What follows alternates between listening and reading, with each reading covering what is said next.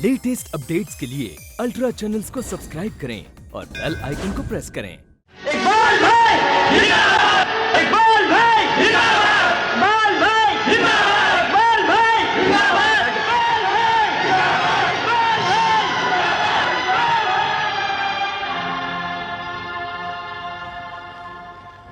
जिंदाबाद तो हैं आप लोग जिन्होंने आज मुझे इन अमीरों के सवालों का मुंह तोड़ जवाब देने के लिए एक रेलवे प्लेटफॉर्म से उठाकर इलेक्शन प्लेटफॉर्म पर खड़ा कर दिया। हाँ, पूछिए, क्या सवाल पूछना चाहते हैं आप? तुम एक गरीब गंवार अनपढ़ इन लाखों लोगों की मांगे पूरी कर सकते हो, इनकी समस्याएं दूर कर सकते हो, इनको घर 2 वक्त की रोटी दिला सकते हो। कोई माई का लाल किसी को 2 वक्त की रोटी नहीं दिला सकता, क्योंकि रोटी दिलाने वाला वो मालिक है जिसने हर इंसान को 2 हाथ दिए और कहा है कि चीर दे जमीन का सीना और निकाल ले अपने हिस्से की रोटी। मगर आप लोग हम गरीबों का सीना चीरकर हमारे हिस्से की भी रोटी निकाल लेते हैं, हमारा खून निकाल लेते हैं, और आपका बस चले तो हमारी आत्मा भी निकालकर बेच देंगे। तुम समझते हो सारी दुनिया तुम्हारे कंधों के जोर से चलती है? 1 करोड़ गरीबों को पालने के लिए एक अमीर का होना बहुत जरूरी है। इसलिए मान लो, दुनिया का कोई भी काम अमीरों के बिना नहीं हो सकता। कैसे नहीं हो सकता? कभी किसी अमीर को सरहद पर गोली खाकर मरते हुए सुना है? अरे वो गरीब ही होता है जो सरहद पर अपने सीने पर गोली खाकर देश की आन बढ़ाता है। ये दुनिया अमीरों से नहीं, हम जैसे लोगों से चलती है, क्योंकि ताजमहल से लेकर एक छोटा सा घर भी मेरे जैसे किसी गरीब भाई ने अपने कंधों पर पत्थर ढोकर बनाया है, किसी अमीर ने नहीं। अमीरों ने तो जो कुछ भी बनाया है वो रिश्वत या रिश्वत के बलबूते पर बनाया है। कोई 10 रुपए में वोट खरीद लेता है, 100 रुपए में कोई अपनी अर्जी पास करवा लेता है, 1000 रुपए देकर कोई अपना इम्तिहान पास कर लेता है, लाखों रुपए देकर ये लोग अपना टेंडर पास करवा लेते हैं। अरे मैं तो कहता हूं सबसे पहले इन रिश्वतखोरों को फेल करो, तब जाकर के ये मुल्क पास होगा। अरे बेटा, इसको बंद करो वरना मेरा हार्ट बंद हो जाएगा। ये सब पर आया क्यों? क्या इसका जवाब भी मुझे ही देना होगा? नहीं, इसका जवाब मैं दूंगा तुम्हें।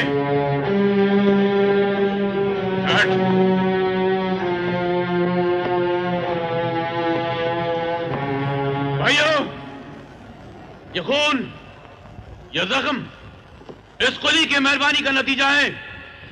ये नहीं चाहता था कि मैं आप तक पहुंच सकूं, इसलिए इसने अपनी माशूका के जरिए मुझ पे गोलियां चलवाई। ये झूठ है, ये झूठ है। अगर ये झूठ है तो जाकर देखो पुलिस स्टेशन में कौन बंद है।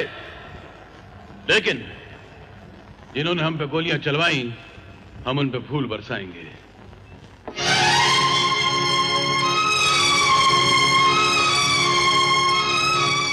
फौरन उस तरफ मत देखना, मेरी बात सुनने के बाद देखना।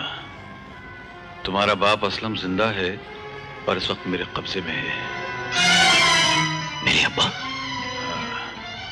वो सामने प्लेटफॉर्म पे जो बूढ़ा आ रहा है, वो।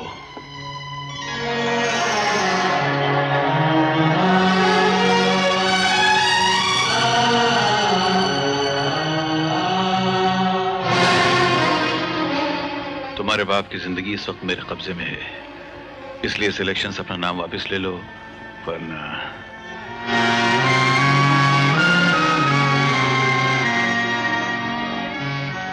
क्या हुआ इकबाल बेटे? मामा,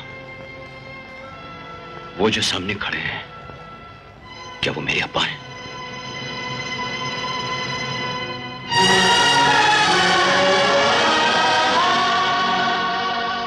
असलम भाई? हाँ बेटे, ये तुम्हारे अब्बा ही है।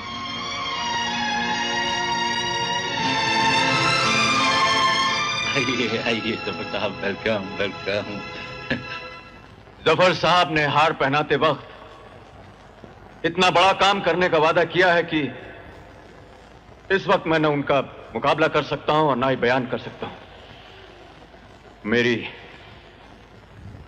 मेरी दुआएं उस तरफ उनके साथ हैं, इसलिए मैं अपना नाम इस इलेक्शन से वापस लेता हूं और आप सबसे माफी मांगता हूं।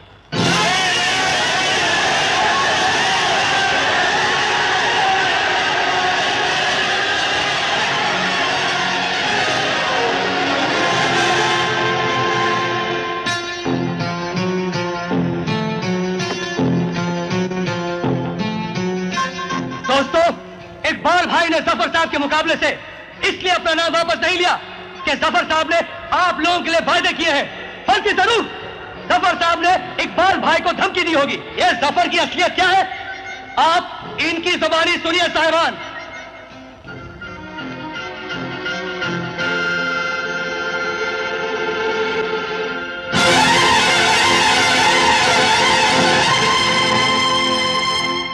मेरे सरताज इकबाल के अब्बा, अस्सलाम वालेकुम।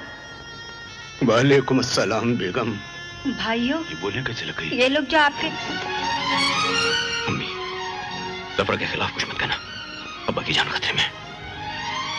जिस अल्लाह के रहमत मेरे खोए हुए बेटे को मुझसे मिला दिया, वही मेरे शौहर को सलामत रखेगा। जनाब जफर साहब, मेरे बोलने पर आपको ताज्जुब हो रहा है ना? ये अल्लाह का करिश्मा है, कुरान मजीद का मौजिजा है कि उसने सही वक्त पर मेरी याददाश्त और जबान लौटा दी, ताकि सामने वालों के माइक्रोफोन के बाहर काट दो। भाइयों, ये आदमी जो अपने मामूली जख्म दिखाकर आप लोगों की हमदर्दियां खरीदने की कोशिश कर रहा है, हकीकत में वो जल्लाद है, जालिम है। इससे कई घर बर्बाद।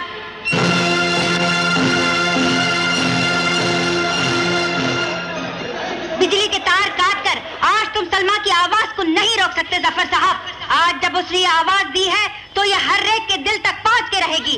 भाइयों, ये मेरे बाप का कातिल है। 20 साल तक ये मुझे बिजली का शौक दे देकर मेरी याददाश्त मिटाता रहा, ताकि मैं अपने शौहर, अपने बेटे, अपने घर को याद न कर सकूं।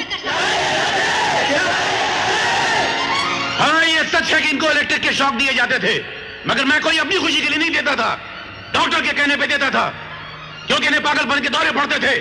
और अगर आपको यकीन नहीं आता तो पूछ लीजिए इनसे। भाइयों, मैं क्या बताऊं आपको, जफर साहब ने इनके शौहर की तलाश में अपनी सारी उम्र लगा दी, और जब इनको यह पता चला कि इनके शौहर जिंदा हैं, तो वो खुद उन्हें यहां ले आए, ताकि आपके सामने, आप लोगों की मौजूदगी में वो सालों से बिछड़े हुए मियां बीबी को मिला सके। आज ऐसे फरिश्ते को गाली देना इंसानियत को गाली देने के बराबर। असलम मियां, जाइए, आपकी बेगम आपका इंतजार कर रही है।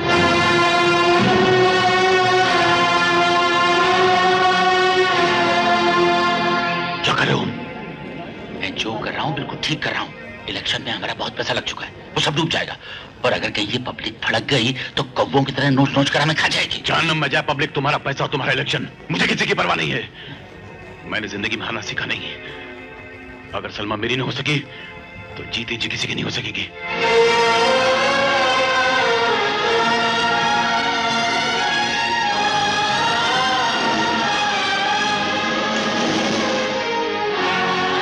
बेटी, जल्दी करो, मुझे लगता है यहाँ को गड़बड़ होने वाली है।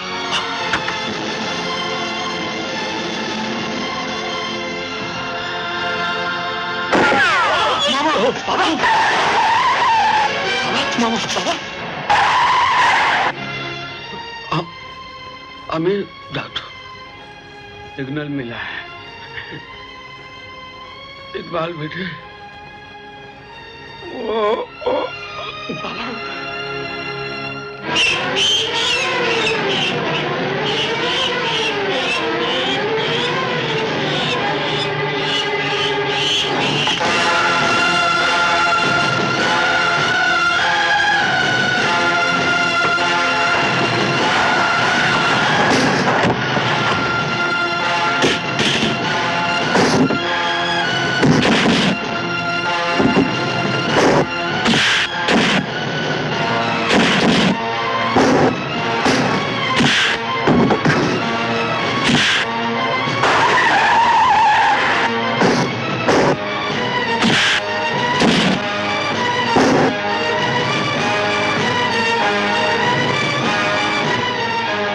हमें स्टेज तोड़कर जाना होगा।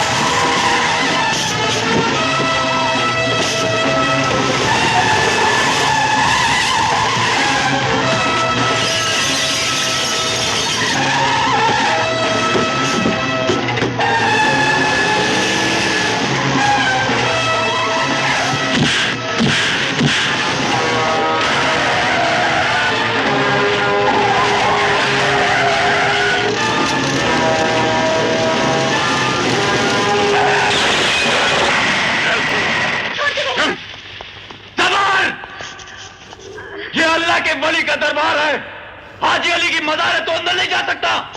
जफर के बढ़ते हुए कदम कोई नहीं रोक सकता।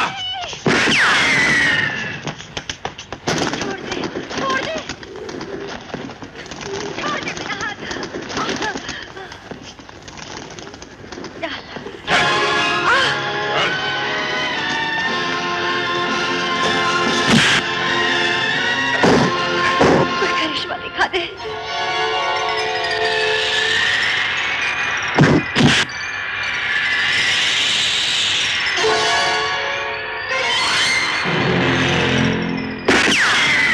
कब तक बचेगा? इसमें 3 गोलियां अभी और बाकी हैं। तो फिर चला गोली। तेरे हाथ में मौत का सामान है तो मेरे सीने पे खुदा का नाम है। देखते ही ये चादर मुझे बचाती है या कफन बन के मुझे कब्र तक पहुंचा देती है। चला गोली। अशहदु ला इलाहा इल्लल्लाह।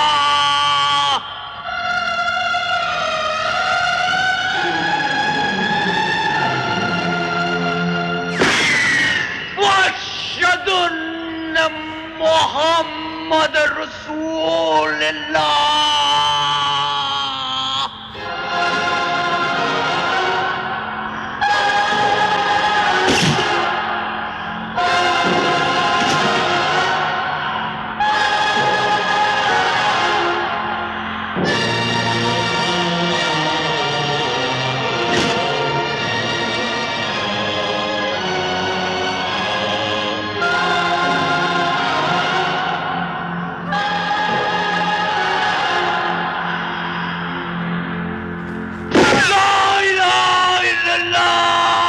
मोहम्मद रसूलुल्लाह।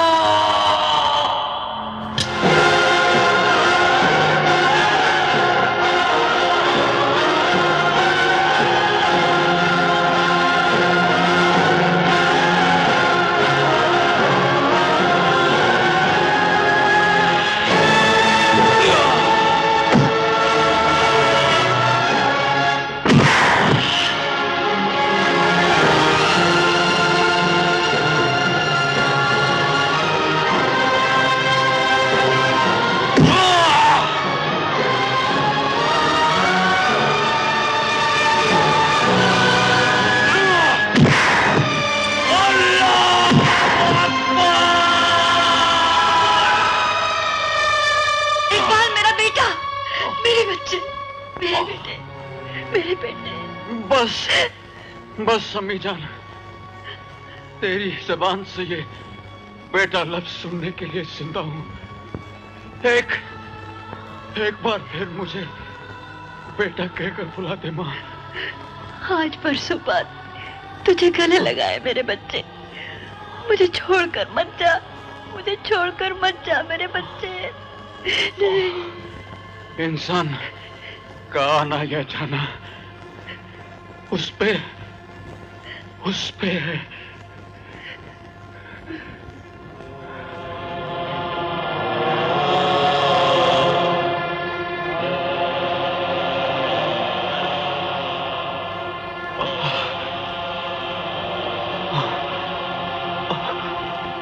या अल्लाह।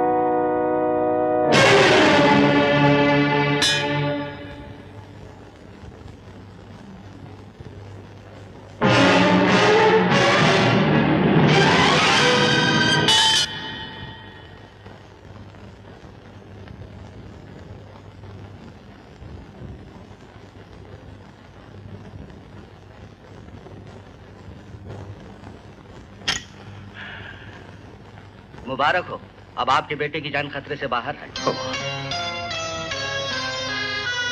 शुक्र है मालिक तेरा।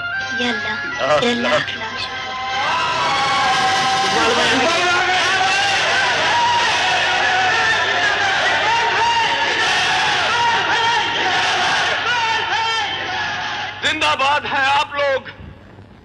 मैं तो चला गया था, लौट आया आप सब लोगों की दुआ से।